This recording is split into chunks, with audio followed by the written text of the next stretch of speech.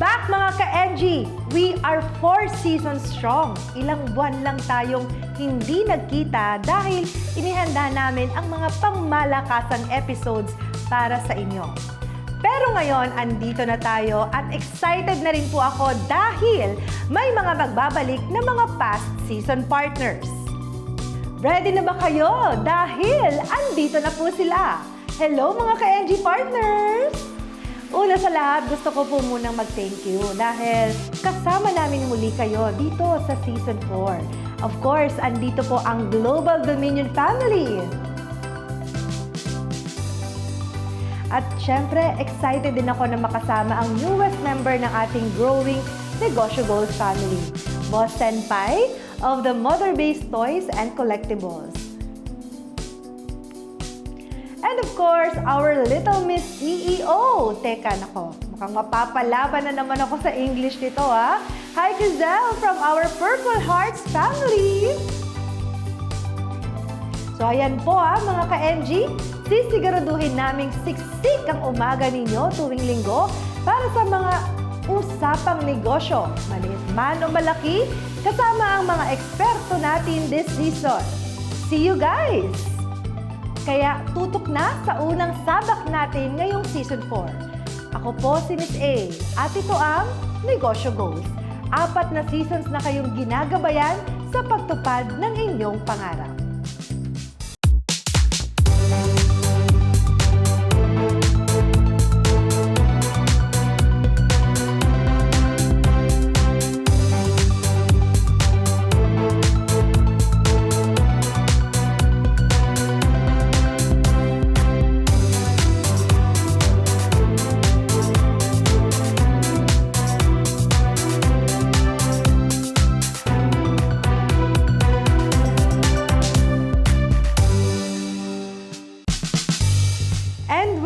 Mga ka-NG, gaya ng nasabi ko kanina, we are 4 seasons strong. Ito ay dahil sa patuloy na suporta na inyong binibigay sa ating programa. Kaya naman, gaya ng nakaugalian natin tuwing magsisimula ang ating season, ay nagkakaroon po tayo ng munting salo-salo para sa ating mga kapartners at syempre, sa atin pong mga kaibigan sa industriya.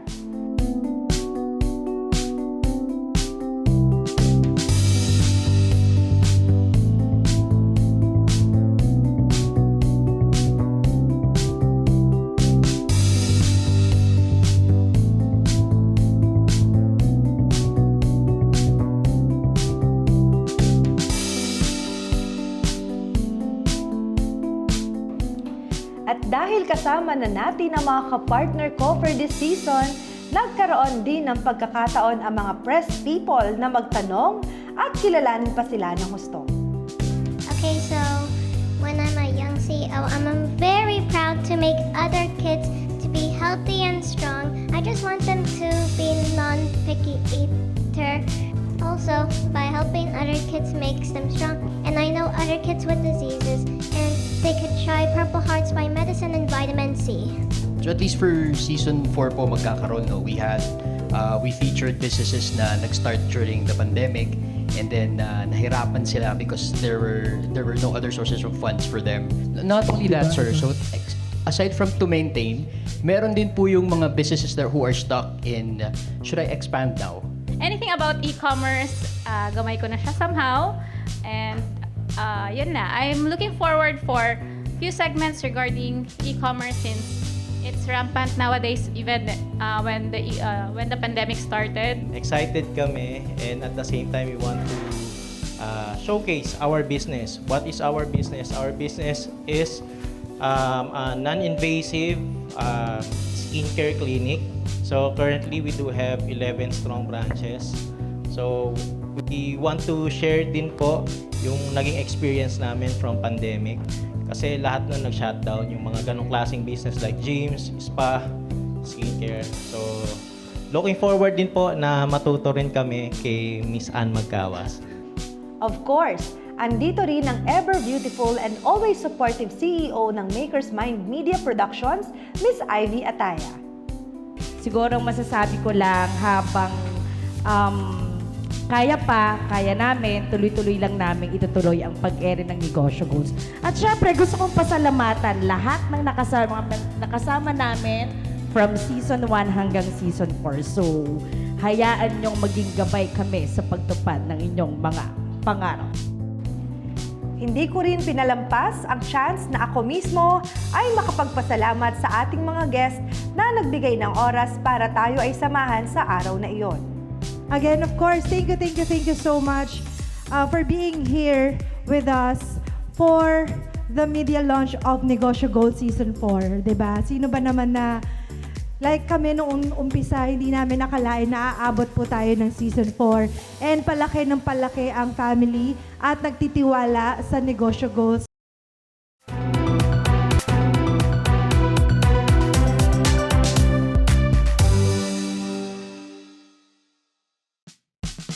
Negosyo expansion, financial advice, tips, at syempre, mga success stories ng mga kapartner nila sa loob ng mahigit 2 dekada. Nakasama na natin sila ng ilang beses dito sa Negosyo Goals at sigurado ay natuto at na-inspire kayo. Pero ngayon, weekly na natin silang aabangan, ang mga experts mula sa Global Dominion. Dahil sa Global Dominion, ang matagumpay na negosyo ay pwede pala. Mga kapartner, pwede nyo ba kaming kwentuhan tungkol dyan?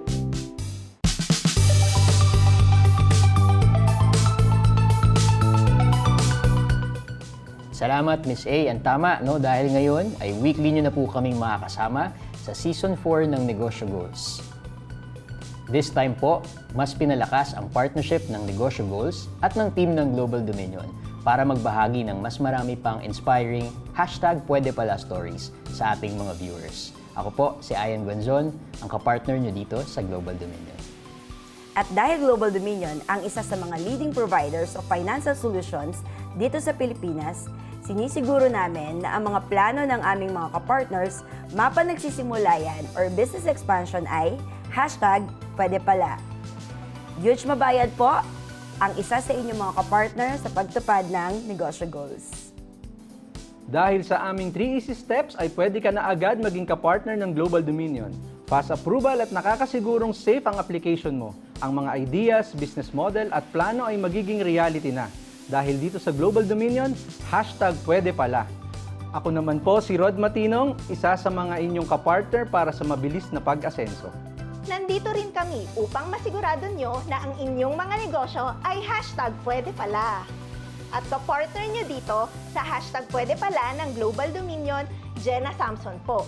Ang success ng negosyo nyo ay sisiguraduhin namin na pwede pala. Thank you, Jenna. Mga ka-NG, 2003 nang ma-established ang Global Dominion Financing Inc. para mag-offer ng iba't ibang loan and financing services sa mga Pilipino.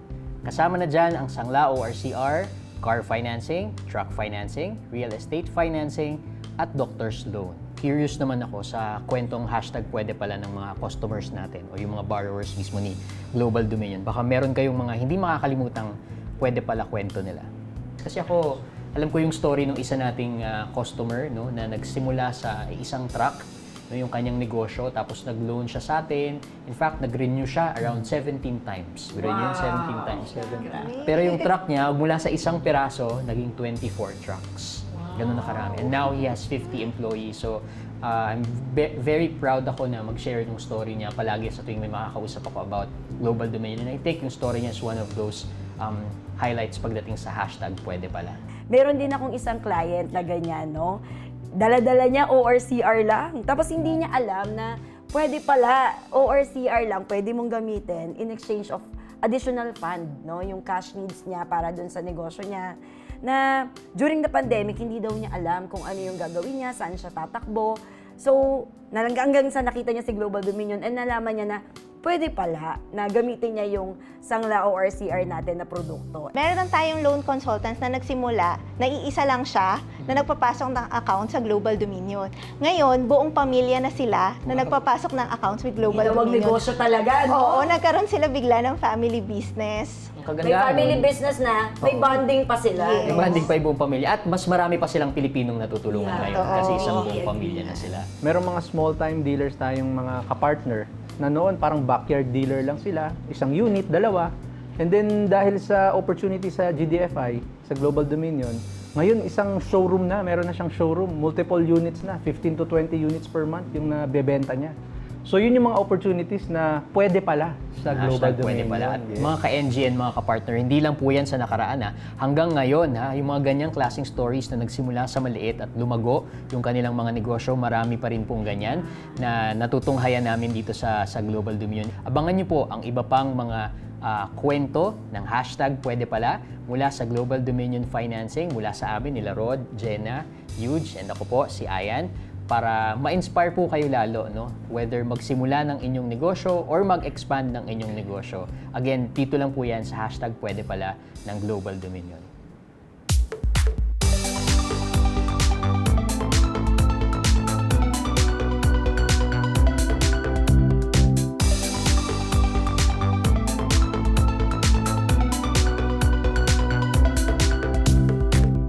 Excited na kaming makasama kayong bisitahin at kumustahin ang aming mga kapartners.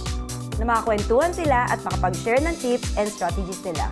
Na ma-inspire tayo sa mga kwento nila kung paano naging hashtag pwede pala ang kanilang negosyo.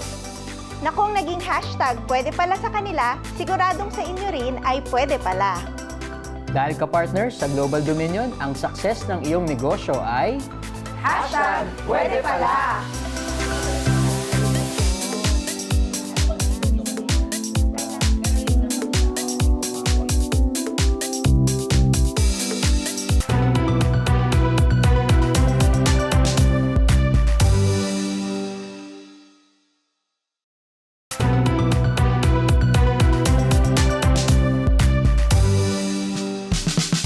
Naalala nyo ba ang ating cute na Little Miss CEO guest nung nakaraang season? She's none other than Crizel Jorge of Purple Hearts. Mula sa ating pagbisita sa kanilang farm, pati na sa pakikipag-bonding natin sa kanilang magkakapatid, hanggang sa maka one-on-one interview ko na ang ating Little Miss CEO. Talaga naman, kinagiliwan din ng ating mga ka-NG itong si Crizel. Kaya naman, let's meet once again our Little Miss CEO, Crizel.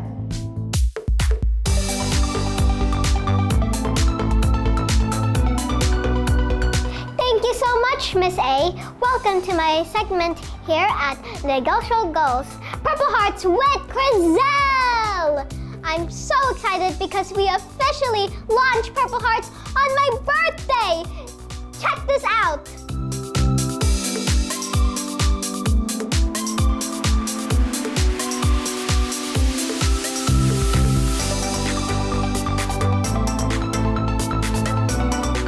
So my family and I decided to officially launch Purple Hearts during my birthday. It was fun because everybody was there to support us and Purple Hearts. I especially like that friends from media are there to witness our official product launch. Hello everybody, it is a great pleasure and honor to welcome you all here tonight at the Purple Hearts grand launch. Once again, I am Diane Medina. I'm so excited knowing that I am surrounded with people with so much passion when it comes to health and wellness. And tonight, we will be talking more about the importance of health and wellness. And not only that, we will discuss more about Purple Hearts. Tonight, as we launch, of course, Purple Hearts, it is actually flagship brand of Love Crizel and Siblings Company. They have two products, the Fruity Boost and the Veggie Boost. Their goal actually is to provide a Filipino family or household good quality and super affordable food supplement.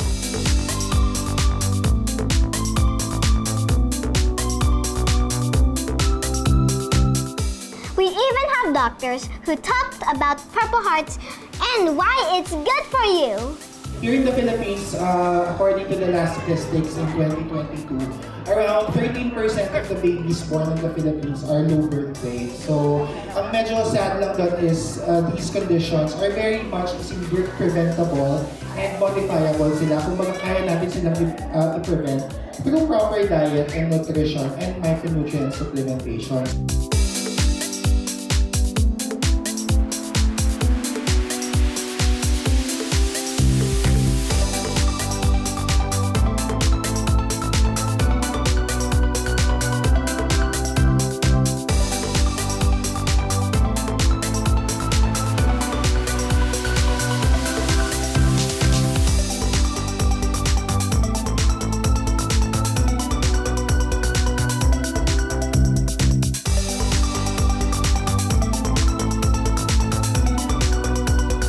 And we also have famous mommies and daddies telling how they like Purple Hearts for their kids. At this point, let's meet all our celebrity moms.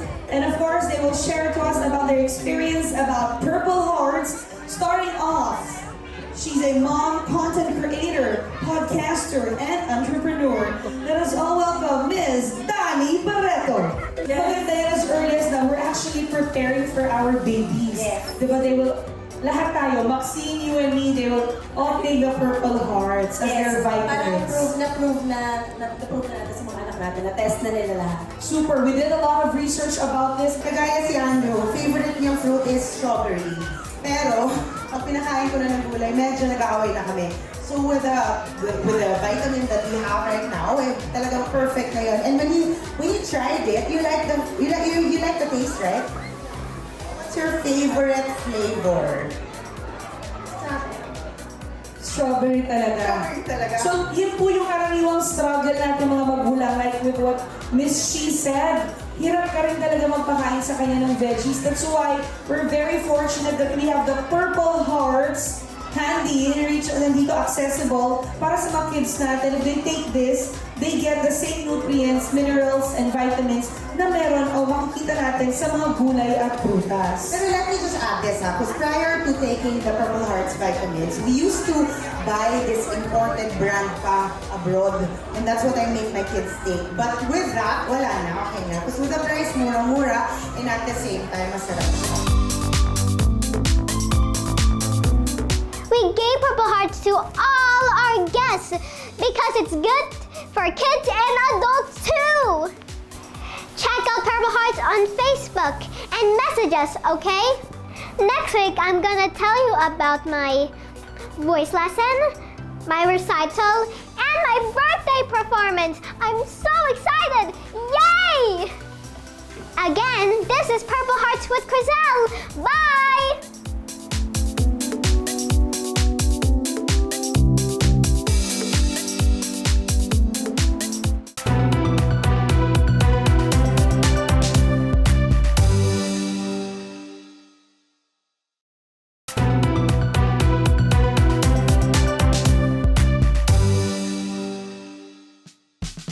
Welcome back mga ka-NG!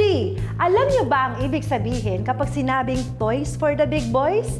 Usually, yung mga pumapasok sa isip natin, mga luxury cars, 'di ba? Pero, meron din naman na ang mga collectible ay laruan. Kilalanin natin ang toy collector turned toy collectible business owner na si Jose Paulo Lagasca Gloria o mas kilala sa tawag na Boss Senpai. Hi, Boss Senpai!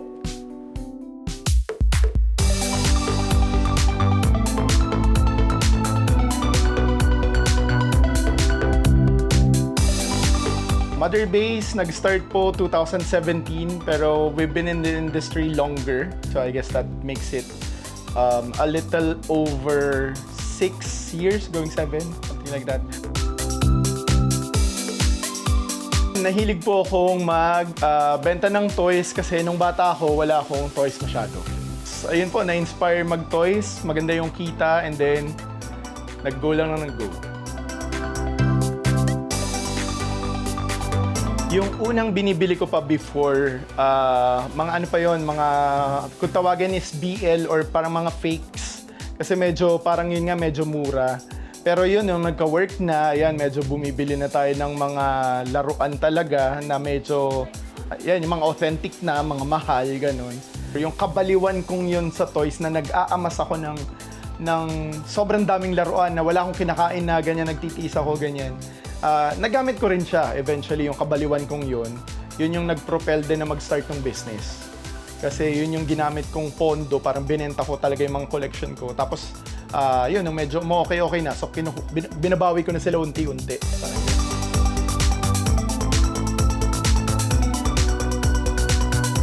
Kasi yung parents ko din, especially my dad, medyo business-oriented talaga yung dad ko. So, talagang growing up, business. Parang yun yung na-instill talaga sa amin. So, sabi ko, kailangan ng pagkakitaan talaga to, ganun. So, yun yung parang naging trigger niya na parang, okay, so nag-spend ako, why not make more money out of this? Since collector kasi ako, so, ganun, pusong collector, kumbaga hindi lang puro pera. So, I think yung mentoring, ganun din. Pag may nagtatanong, paano malalaman kung authentic o fake or ano, ganyan. So, talagang tinuturuan natin sila. Kasi I believe, kailangan mong alagaan yung clients mo talaga, yung customers mo. Sobrang, yan ang bread and butter mo. So, you need to talagang alagaan mo sila. Ganyan. And be honest and be real with them. Bakit Mother Base? Kasi ang Mother Base, ang vision ko kay Mother Base kasi, parang sabi ko nga, the base of all bases. Yan. So ngayon, katulad ngayon, marami sa toy community, medyo marami ng mga stores na may base sa ano nila. Pero we could always claim and we could back it up with paperworks. Everyone could do their research. Pag sinabing base talaga, there's always going to be the first na toy store na gumamit ng moniker na base. And that is Mother Base. Pag sinabi mong base of all bases, dapat lahat nandyan. So yun yung idea, yun yung goal. Kasi, ang totoo niyan, yan yung isa sa mga hirap should you decide na mag-business. Kasi sa una, wala magsasabi sa inyo yan. Kasi competitor ka eh. Potential competitor ka eh.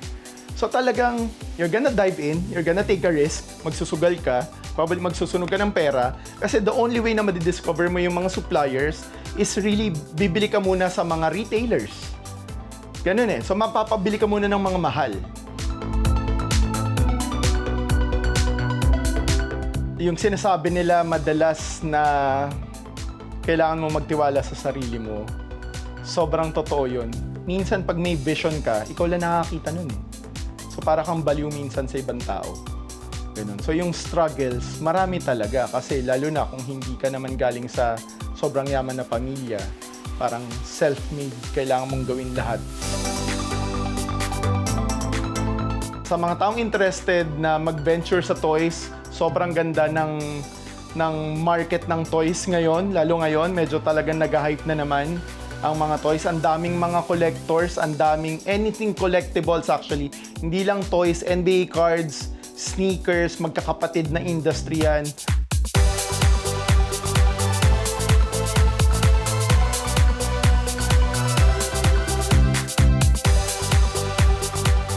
Mga kanegosyo, ayan po.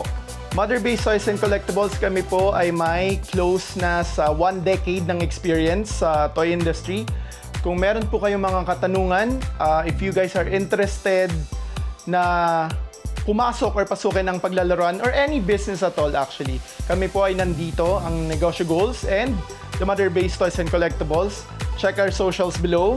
Check niyo po yung links. We'll be more than happy to answer whatever questions you have.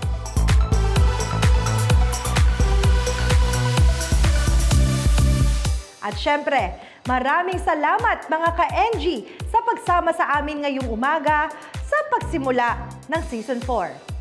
Kasama ng lumalaking pamilya ng Negosyo Goals, sisiguraduhin namin na mapupuno ang bawat linggo ninyo ng mga bagong impormasyon at ideya para sa lahat. Muli, ako po si Miss A para sa Negosyo Goals, ang gabay sa pagtupad ng inyong pangarap. Magkita-kita tayong muli mga ka-NG! See you next week! Negosyo Goals would like to thank Global Dominion Financing Incorporated. Purple Hearts, Terrence Corner, The Maker's Den Studio, Arke Customized Printing Services, Jasco by Juvie Monzaga, Cocina ni Gracia, Tirta Shores, Lechon de las Piñas, Jamazing Apparel, Zavis Deli, Snap Era Photo Booth, Centur's Parche Perfume Booth, Illumina Wellness and Beauty Center. Our main events: Crave by Cara, Imprenta Republica Printing Services, Cana Health and Beauty Products Trading, The Mother Base Toys and Collectibles, Lux Slim, Lux Kids, Lux Skin, Lux Cosmetics, Lux Beauty and Wellness Group, Balay ng Itay Private Resort,